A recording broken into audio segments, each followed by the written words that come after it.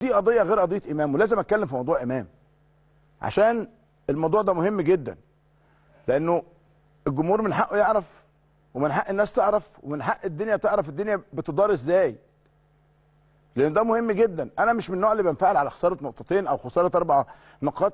الاهلي قادر انه يعوض وقادر انه يفوز بالدوري بمنتهى السهوله ان شاء الله. بس انا لما في حاجه تتعمل بشكل كويس والبعض يحاول انه يشوهها، انت اصلا مشهور بالنظام والانضباط والاحترام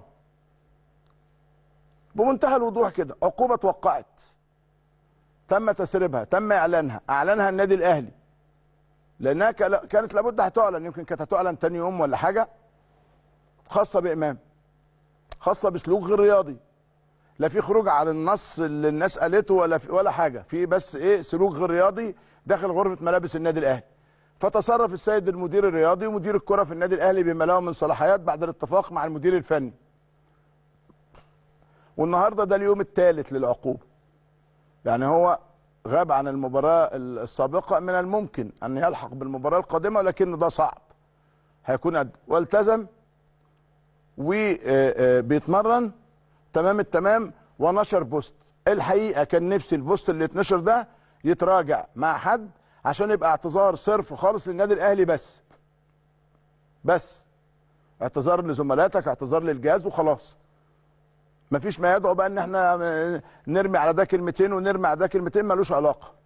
هو ده ودول اصلا يعني اصلا ما يستاهلوش ان انت ترمي عليهم كلمتين بمنتهى الامان، لانه مهما عملت من مبادرات جيده تجاههم دايما متاخده بصوره الشك وصوره الاتهام طول الوقت. فانت يا عم خليك في حالك وامشي في سكتك، امشي عدل يحتار عدوك فيك.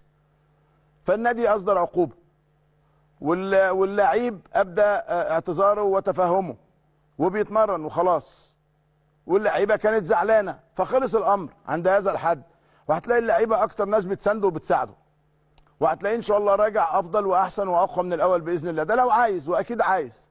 امام لما جه قاعد هنا وانا كنت قاعد قدامه هنا، انا كنت متعمد ان انا امشي الحوار بالشكل اللي يعرف الناس الجانب الانساني، وانا دايما بحب النقطه دي. انا لا اتصيد لضيف عشان حضرتك تبقوا عارفين، وفي نفس الوقت بحاول بقدر الامكان ان انا اطلع كل حاجه عنده، بس بالحب والود والحنيه. ولازم اسم ضيفك، فضيفك يكرم، ضيفك لابد ان يكرم مش يهان. والخبرات علمتنا كده، والسنين علمتنا كده. ممكن في بدايات حياتنا كنا شويه مش عارف بتاع، مع الخبرات، مع تقدمنا في السن، مع تقدمنا في العمل الاعلامي، فبقى عندنا كتير من الخبرات تعرف تخلينا نطلع كل شيء دون ان تجرح من يجلس امامك، ودون ان تجره الى الخطأ. ده مهم قوي اللي انا بقوله، يعني اذا كان بعض الزملاء عايزين يعرفوا، يعني لانه في بعض الزملاء الحقيقه الدنيا بقت صعبه قوي معاهم، بقت صعبه قوي قوي قوي قوي معاهم في المواضيع دي. قصص كلها تصيد للاخطاء، تصيد للاخطاء، تصيد للاخطاء. من كان منكم بلا خطيئه فليرجمها بحجر. ما كلنا عندنا اخطاء، مين ما عندوش اخطاء؟ لسنا انبياء. لكن مش هفضل كل شويه بقى اجيب ضيف عشان اطلع مش عارف وبص جبنا عليه ووقع مين في الغلط، مش كده. فامام هنا قدم نفسه كافضل ما يكون، وحلقه من افضل الحلقات الحمد لله اللي احنا قدمناها. فكان لابد نحافظ على المكسب ده، وهو يحافظ على المكسب ده. بس عنده رصيد كبير عند جمهور النادي الاهلي امام. بس على امام وعلى غيره من اللعيبه يعرفوا ان جماهير النادي الاهلي ما بتضحيش ابدا بفرقتها. جمهور الاهلي بالنسبه له اهم شيء هو النادي الاهلي، مهما كان اسمك. في تمثيليه كده ليها الفخراني مش فاكر اسمها، يقول له ما يهمنيش اسمك، ما يهمنيش مش ما يهمنيش جمهور الاهلي ما يهموش حاجه، يهمه النادي الاهلي بس. يوم ان الاهلي يفضل احسن حاجه في الدنيا. فهذه النصيحه الى امام والى زملائه.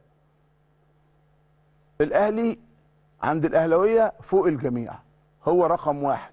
بتكلم على الرياضه، هو الاهم، هو اعز حاجه بالنسبه لهم. يعملوا اي حاجه عشان الاهلي يفضل كويس. والناس بقى، وهتفضلوا تمشوا ورا الناس بقى اللي وامام بالتحديد. انت امام بالتحديد اللي مستنيين لك الوقعه كتير، وربنا كرمك اخر كرم ما بعده كرم من فضل الله سبحانه وتعالى. خلاص نعتبره عنده شد، وانه المليون جنيه دول خسرهم في اي حاجه، صفقه عمل بتاع اي حاجه، ربنا حاش بيهم عنه شر. والنادي الاهلي كبير في الحاجات دي، يعني في حاله ما بتكسب بطوله كبيره هتلاقي نفسك ربنا عوضها لك مره في مره في مره، وهتلاقي نفسك عندك تعاقد اعلاني، وهتلاقي الدنيا مشيت بشكل حلو. فانا اتمنى انه ده الفتره اللي جايه يبقى موجود لامام وغيره من اللاعبين.